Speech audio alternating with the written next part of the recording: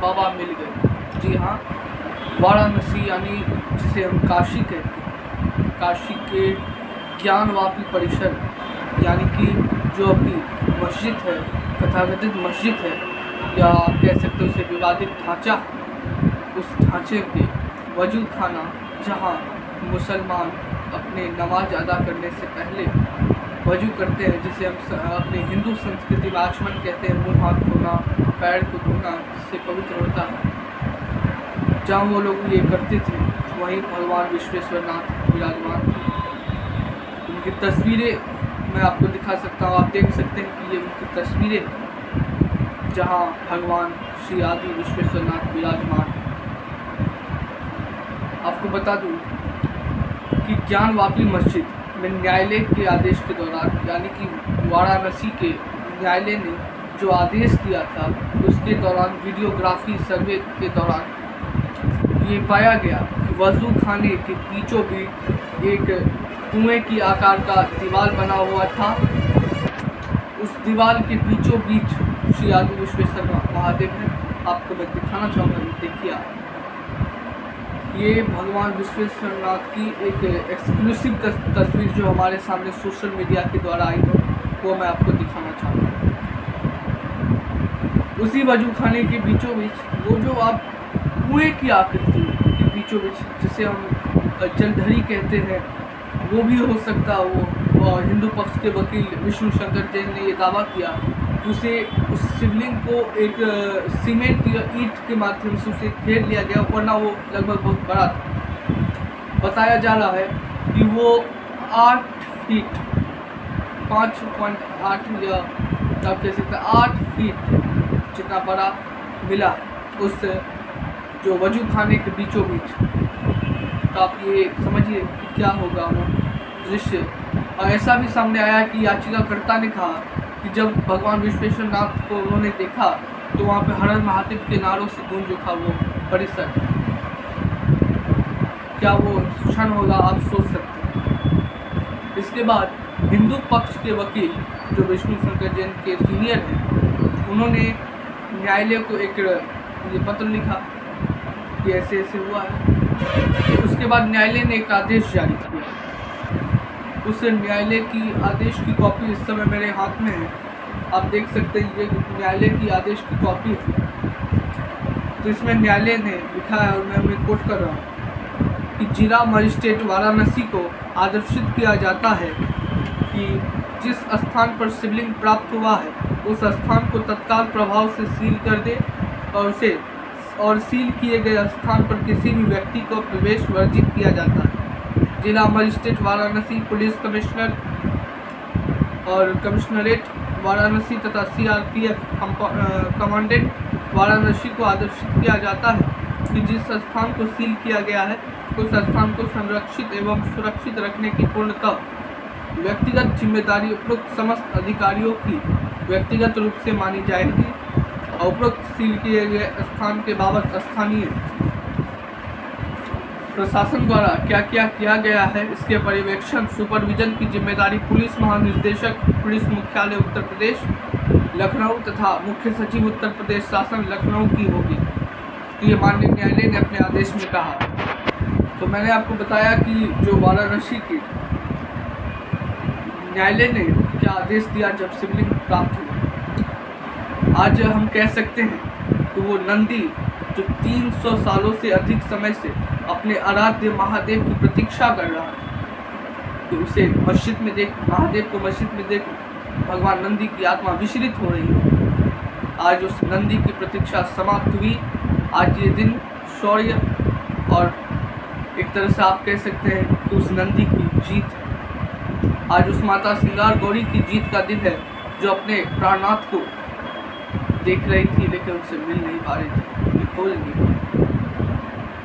ये क्षण बेहद ही हिंदू संतों के लिए और उस महादेव भक्त के लिए वो क्षण बहुत ही भावुक कर देने वाला होगा, अगर जो वहाँ पे थे हिंदू पक्ष के लोग जब उन्होंने महादेव को देखा। इस मामले पर सर्वोच्च न्यायालय, देश की सर्वोच्च न्यायालय यानी सुप्रीम कोर्ट में सुनवाई हुई। जो मस्जिद की कमेटी है उन्होंने इस विषय को लेकर सुप्रीम कोर्ट में याचिका दायर,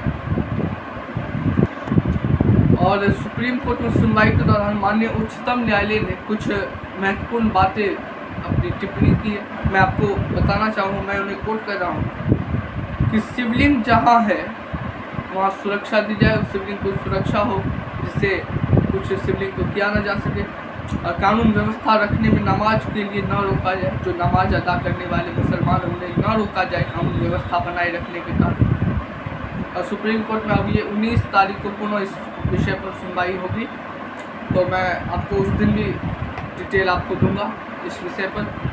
और मैं आपको बताना चाहूँगा कि माननीय न्यायालय में तो कानूनी लड़ाई जारी है, चाहे वो हिंदू पक्षों के या मुस्लिम पक्ष के बीच, लेकिन जो भी हम सभी जानते हैं कि जो भी माननीय न्यायालय का फैसला आएगा, वो चाहे वो हिंदू हो चाहे वो मुसलमान हो, उन सभी पर वो फैसला लागू होगा। उन सभी को मानना होगा कि इस देश के सभी नागरिकों को माननीय न्यायालय के फैसला को मानना।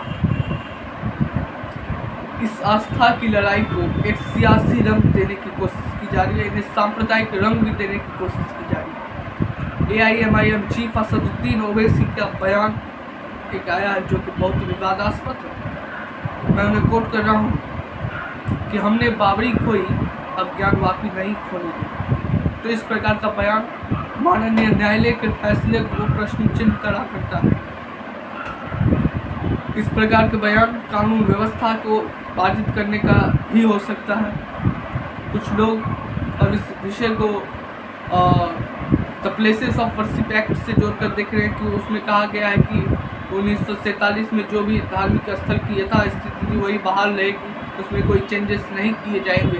तो उन्हें मैं बताना चाहता हूँ कि the places of worship act 1991 मेरे हाथ में उस समय उस कानून की एक कॉपी है, आप देख सकते हैं कि इसमें गैजेट ऑफ इंडिया में प्रकाशित किया गया है। इसका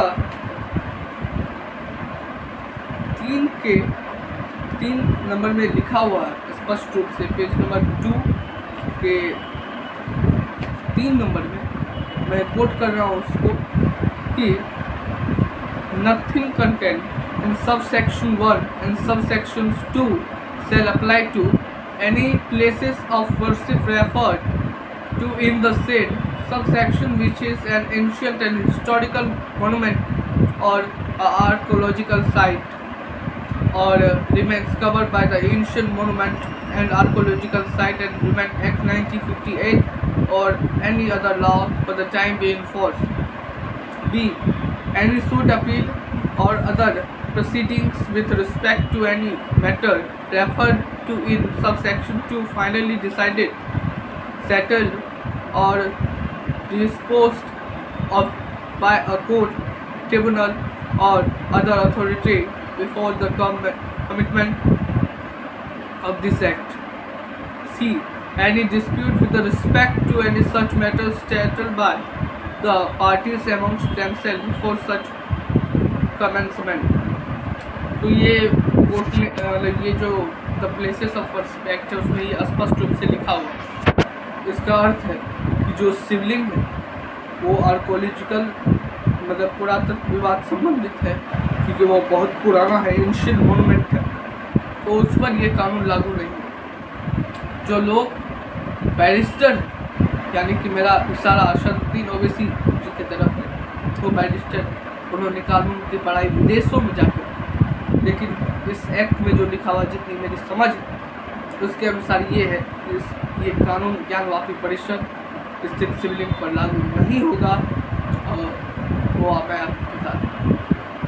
आप सभी का बहुत बहुत धन्यवाद। इस विषय को हम देखते रहेंगे, जो सुप्रीम कोर्ट में अगली सुनवाई होगी उस पर भी हम ध्यान रखेंगे। बहुत बहुत धन्यवाद। जय